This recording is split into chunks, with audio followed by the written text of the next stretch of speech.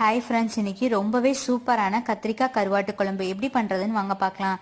அதுக்கு ஒரு பாத்திரத்தில் நல்லெண்ணெய் சேர்த்துக்கோங்க. 1 ஸ்பூன் கடுகு, 1/2 ஸ்பூன் வெந்தயம் சேர்த்துக்கோங்க. 10 பல் பூண்டு, 15 சின்ன வெங்காயம் சேர்த்து நல்லா வதக்கி விட்டுக்கோங்க. இப்போது கட் பண்ணி வச்சுருக்க கத்திரிக்காயும் சேர்த்து நல்லா வதக்கி விட்டுக்கோங்க. கத்திரிக்காய் நல்லா ஓரளவுக்கு வதங்கினதுக்கு அப்புறமே 2 தக்காளியை அரைச்சி சேர்த்துக்கோங்க. சேர்த்துட்டு நல்லா கலந்து விட்டுக்கோங்க. இப்போ குழம்பு மிளகாய்த்தூள் 2 ஸ்பூன், வரமிளகாய்த்தூள் 1 ஸ்பூன், மஞ்சத்தூள் 1/2 ஸ்பூன் சேர்த்துக்கோங்க. சேர்த்துட்டு நல்லா கலந்து விட்டுக்கோங்க. நான் இன்னைக்கு நெத்திலி கருவாடு தான் எடுத்திருக்கேன். அதை நல்லா க்ளீன் பண்ணி வச்சுருக்கேன். உங்ககிட்ட என்ன கருவாடு இருக்கோ அதை எடுத்துக்கோங்க. இப்போ இதை நல்லா கலந்து விட்டுட்டு ஒரு எலுமிச்சை சைஸ் புளியை கரைச்சி சேர்த்துக்கோங்க. குழம்புக்கு தேவையான அளவு தண்ணி சேர்த்துக்கோங்க.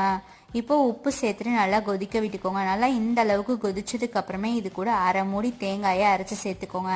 சேர்த்துட்டு நல்லா கொதி வந்ததுக்கு அப்புறமே ஆஃப் பண்ணிங்கன்னா சூப்பரான கருவாட்டு குழம்பு ரெடி. நீங்களும் இதே மாதிரியே ட்ரை